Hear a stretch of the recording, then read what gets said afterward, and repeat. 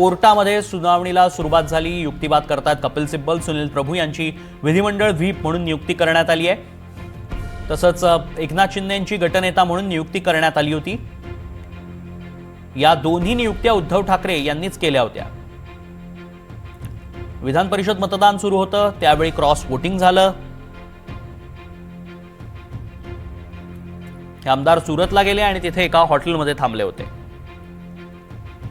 हा अचानक घडलेला प्रसंग नाही, तर आधीच तयारी करण्यात आली होती। तिथून सर्व आमदार चार्टर्ड प्लेननं गुवाहाटीला पोहोचले। सुरतहून आमदार गुवाहाटीला पोहोचले हा योगायोग नव्हता। सरकारच्या काळात लोकांनी कधीच तक्रार केली नाही। बंडखोर आमदार पूर्वनियोजित रणनीतीनुसार सुरत गुवाहाटीला पोहोचले।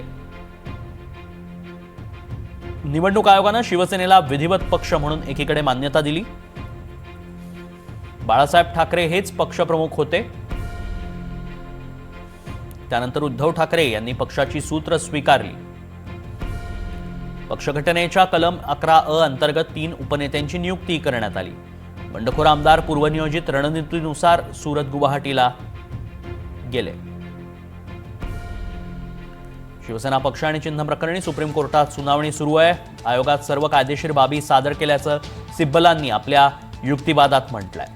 उद्धव ठाकरेंनीच एकनाथ शिंदेंची नेते म्हणून निवड केल्याचं सिब्बल म्हणाले।